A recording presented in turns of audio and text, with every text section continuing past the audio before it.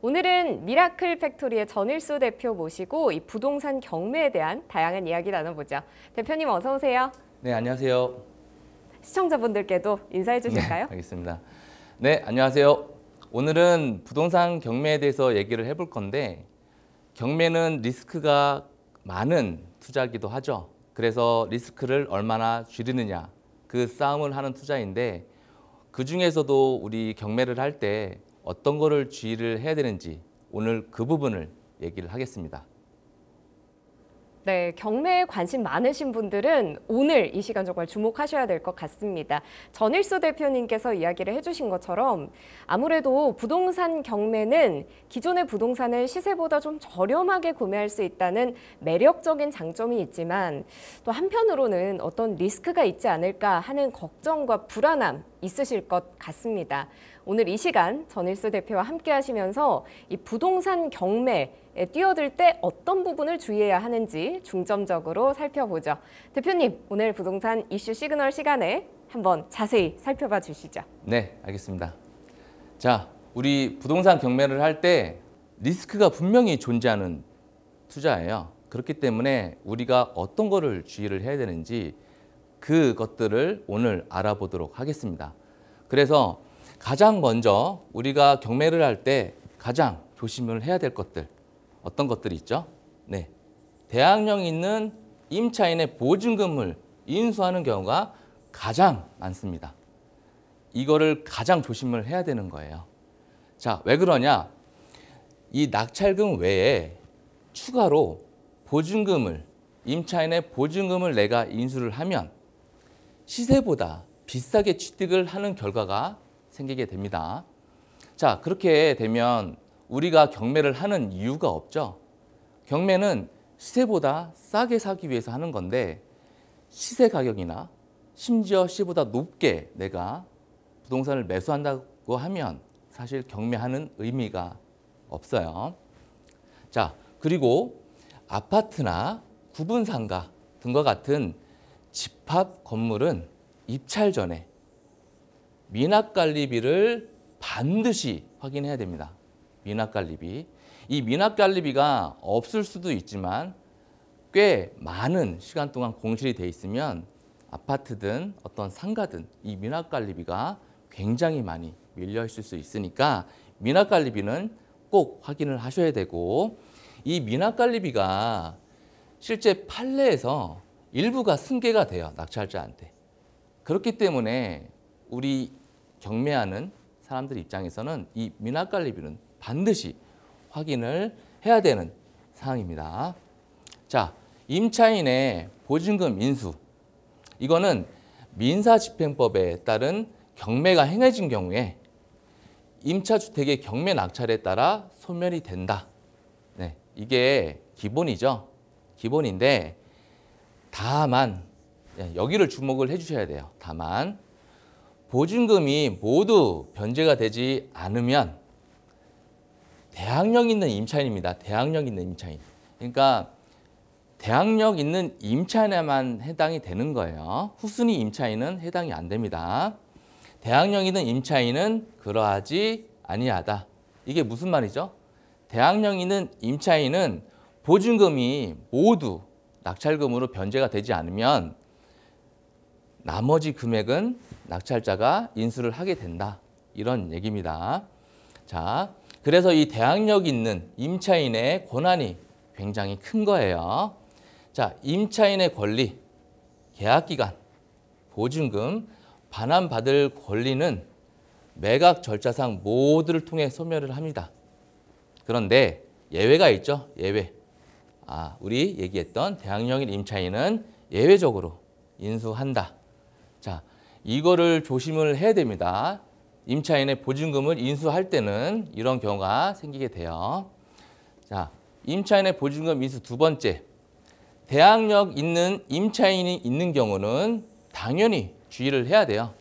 대항력 있는 임차인이 있을 경우 당연히 주의를 해야 되고 그 다음에 배당 요구하지 않은 경우 그러니까 내가 법원에서 배당을 받겠다. 낙찰금으로 배당을 받겠다라고 해야 되는데 배당 요구 자체를 하지 않은 거죠. 그리고 배당 요구를 했으나 다시 철회하는 경우가 있어요. 배당 요구를 했는데 생각해보니 내가 낙찰자한테 받겠다 이렇게 생각을 해서 이 배당 요구를 철회하는 경우가 있습니다.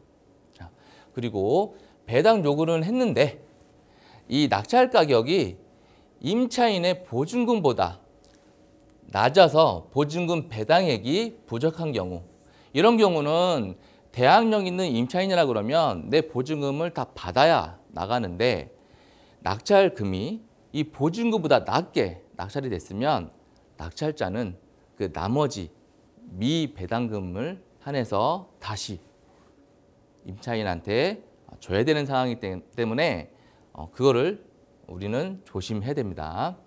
자, 그리고 확정일자 여부.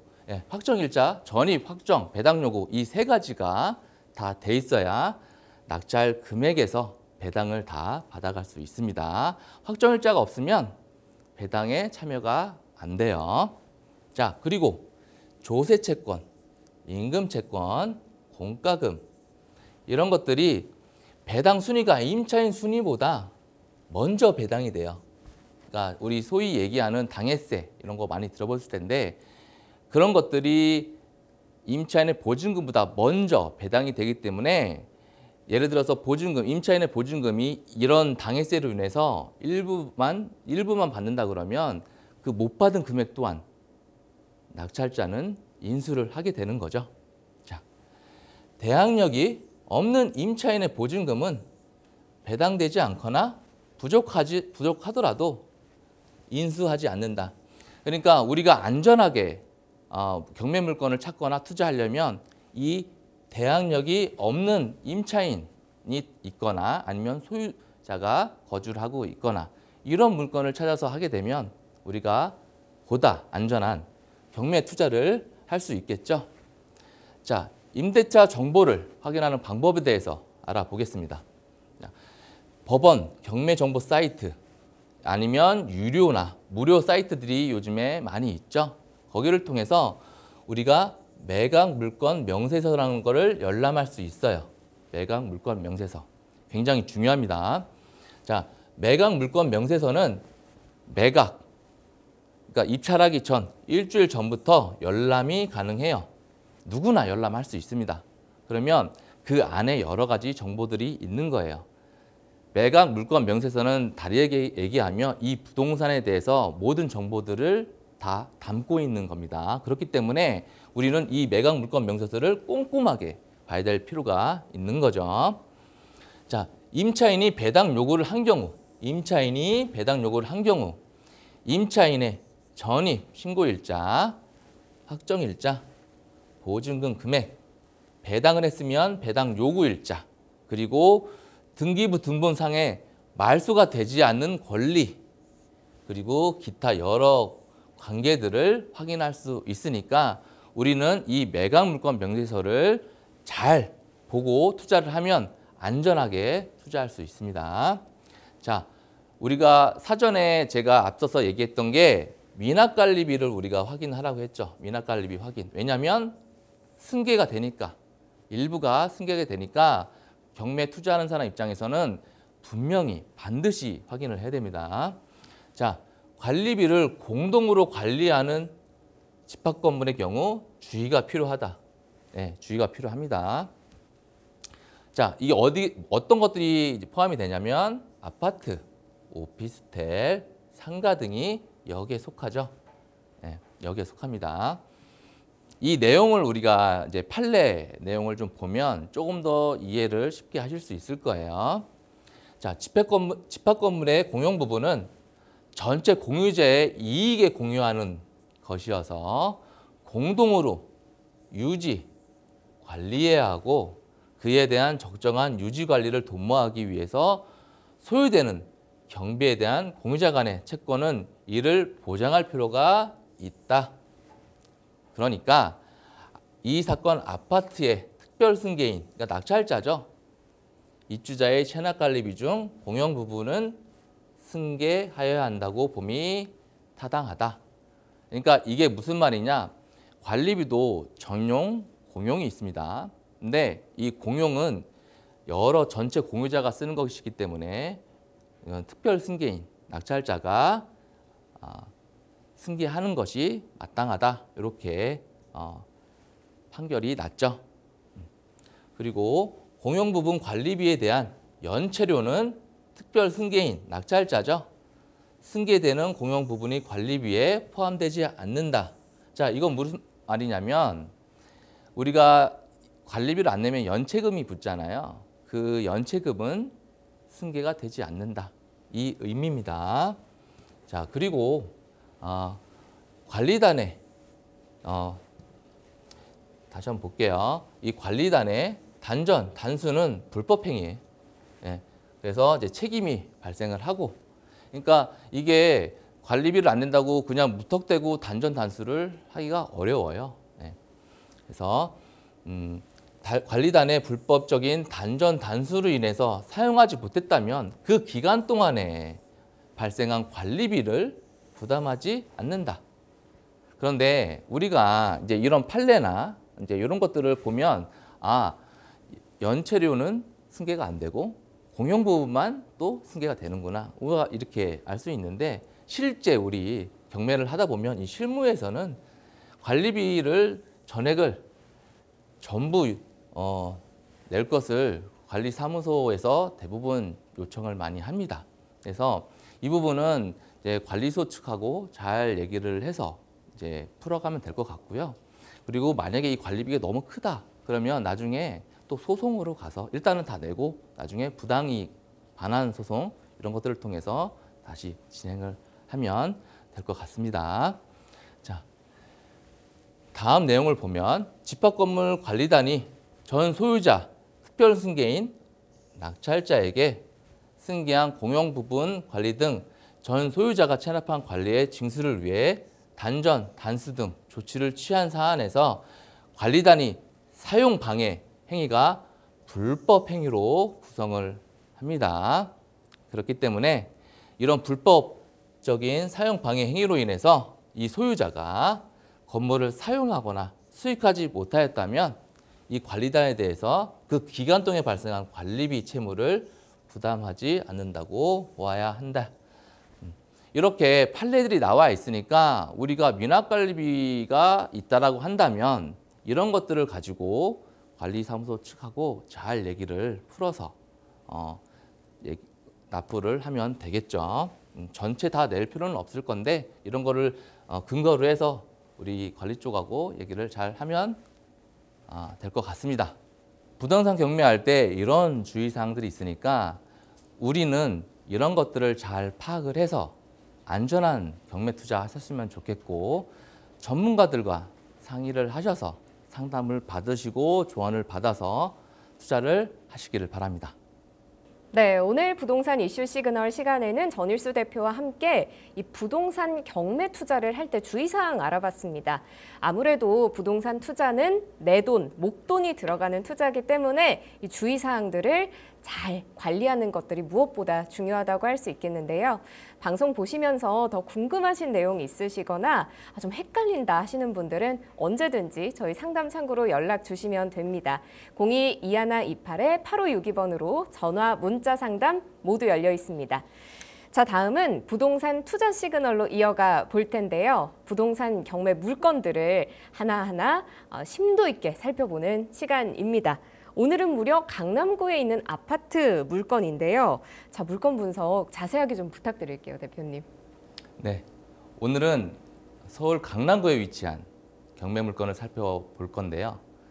지금 시세보다 최저가가 굉장히 많이 떨어져 있기 때문에 많은 분들이 관심을 가지고 있을 텐데 그 물건을 가지고 오늘 분석을 해보겠습니다. 서울시 강남구 수서동에 있는 아파트 물건입니다. 이 물건 관심 있는 분들은 오늘 꼭 집중해서 같이 봐주셨으면 좋겠습니다. 자, 물건을 보면 서울시 강남구 수서동에 있는 까치마을이라는 아파트예요. 8층. 그러니까 층수는 우리 저층이 아니고 굉장히 좋죠.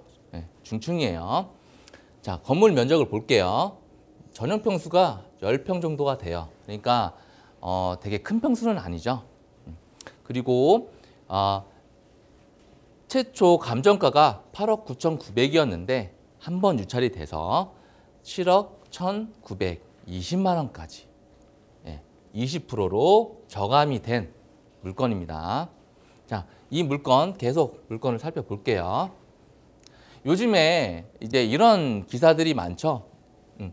지금 부동산 침체가 이제 끝나간다. 그리고 서울 같은 경우는 60주 가까이 전세가가 올라가다 보니까 정고점을 어느 정도 회복한 단지나 지역들이 굉장히 많죠. 그래서 집값 상승장이 오나 강남권 시세 정고점을 회복했다.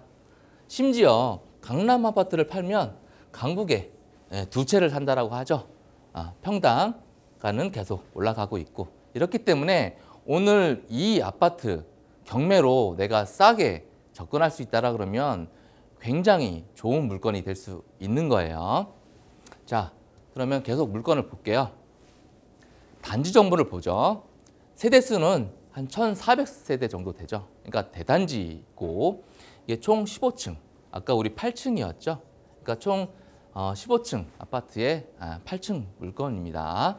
자, 용적률이 208%니까 앞으로 재건축이나 이런 이슈들은 분명히 올 것 같아요. 사용 승인일도 94년식이니까 노후도도 이제 어느 정도 찼죠. 그래서 이 물건을 우리가 잘 살펴봐야 되는 이유예요. 자, 경매에서 권리 분석은 가장 중요한 포인트죠. 그 권리 분석을 우리는 살펴봐야 되는 거고 권리상 문제가 있다라 그러면 우리는 입찰을 하면 안 됩니다. 자, 권리 분석을 해볼게요. 임차인이 존재를 하는데 보증금이 2억 4,600만 원이 있습니다. 19년도에 전입을 했고 확정일자는 18년도, 배당 요구를 24년 2월 29일까지 해야 되는데 그 전에 한 1년 전에 배당 요구도 했어요. 배당 요구를 했다는 거는 이 분은 이 보증을 받고 나는 나가겠다. 그런 의사표시로 보면 됩니다. 자, 대항력은 당연히 있습니다. 자, 여기 보면 우리가 이런 것들을 꼼꼼히 봐야 돼요. 이렇게 자세하게 안내가 돼 있거든요. 근데 이런 거를 안 보고 입찰을 했다가 낭패를 당하는 경우가 있어요. 매수인에게 대항할 수 있는 임차인이 있으며 보증금 전액이 변제되지 않으면 이 남은 금액을 매수인, 그러니까 낙찰자가 인수를 한다. 그러니까 2억 4,600 이 이상을 우리는 써야 되는 건데 아까 우리 최저가 뭐였죠? 한 7억대였죠? 그러니까 충분히 이 최저가로 내가 낙찰을 받아도 이분의 보증금은 다 변제가 될 수 있다. 그렇기 때문에 이거는 하자가 없는 깨끗한 물건이라고 보시면 됩니다. 자, 계속 볼게요. 등기부 현황을 보죠. 등기부 현황을 보면 여기 근저당 22년도 1월 22일 여기 저축은행이 있습니다. 요게 이제 말소기 권리가 되고 요거 포함해서 이렇게 다 소멸이 되는 거예요. 그렇기 때문에 최저가의 낙찰을 받아도 아까 임차인의 보증금 그리고 따로 인수할 것이 없는 일반적인 물건이라는 말씀을 드리는 겁니다. 그러니까 권리에 대한 걱정을 안 하시고 시세 조사만 잘 하셔서 관심 있는 분들은 입찰을 하시면 되죠. 아까 우리가 항상 얘기했지만 매각 물건 명세서를 우리는 잘 살펴봐야 된다는 거죠. 이 매각 물건 명세서는 법원에서 이 물건에 대해서 안내를 해주는 거고 여기에 있는 정보가 내가 낙찰을 받고 다를 시에는 불허가 요청을 통해서 내 보증금을 다시 받을 수 있기 때문에 이 부분을 우리가 꼼꼼히 봐야 되는 거예요. 여기에도 임차인에 대한 정보가 나와 있습니다. 전문기간, 보증금, 그다음에 전입신고, 확정일자, 배당 요구 이런 것들이 다 나와 있으니까 이 매각 물건 명세서만 봐도 우리는 물건 분석을 아주 실수 없이 잘 할 수 있다. 이렇게 생각이 돼요. 자, 이 물건 까치마을 아파트인데 93년식이니까 사실 좀 오래되긴 했죠. 이렇게. 근데 지하 주차장도 있고 이제 아무래도 연식이 좀 되다 보니 이제 이런 상황인데 그래도 강남구에 위치한 아파트라 어떤 가치적인 부분은 충분히 있을 거라 생각을 합니다. 자, 이 아파트는 14평짜리예요. 되게 작죠? 그러니까 방 2개, 욕실 1개. 복도식이에요. 93년식 복도식입니다.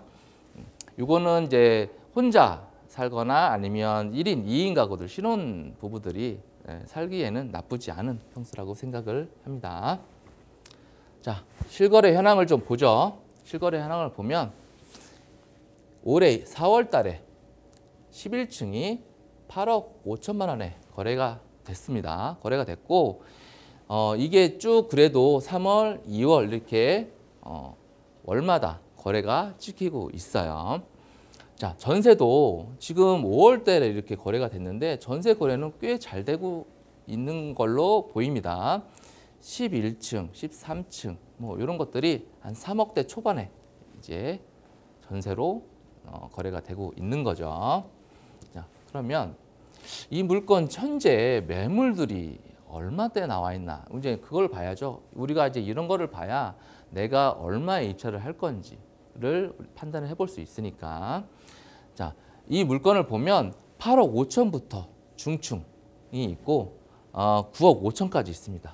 그러니까 물론 여기에 뭐 올 수리가 된 것들, 수리가 안 된 것들, 그리고 전세나 월세가 이제 껴 있는 물건들이 있는데 그런 것들을 잘 파악을 하셔서 입찰가를 선정을 하시면 되겠죠. 그러니까 지금 가장 싼 매물이 중층 기준으로 8억 5천이죠.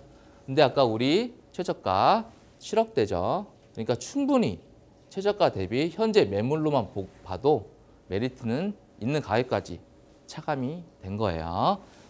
자, 그러면 이 물건의 입지 요건을 좀 살펴보죠. 사실 이 물건에 대해서 관심이 있는 분들은 뭐 이 지역의 뭐 입지는 웬만한 건 다 아실 거예요. 여기는 교육 요건이 너무 좋죠.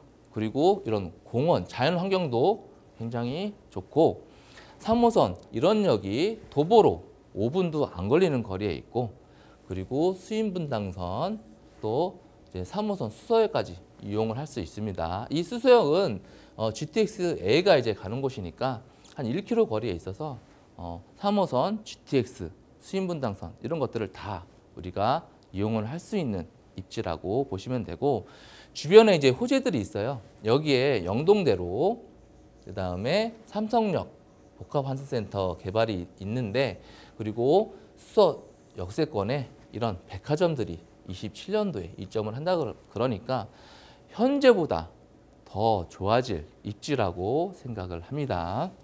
자, 미래 가치도 우리가 보죠. 우리가 93년식이니까 당연히 이 재건축이 어떻게 될지 이런 것들을 가지고 우리가 이 물건에 대해서 또 접근을 해보실 거잖아요.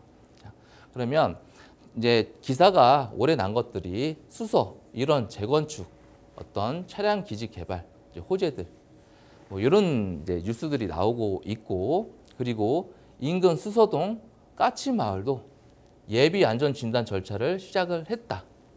그리고 수서 택지 개발 지구에 묶여 특별법 적용이 가능한 곳이다. 이제 이런 뉴스들이 나와 있으니까 여러분들이 이 아파트 현재 가치도 현재 가치지만 앞으로 미래 가치도 충분히 감안하셔서 입찰가를 선정하시고 경매 투자하셨으면 좋겠습니다.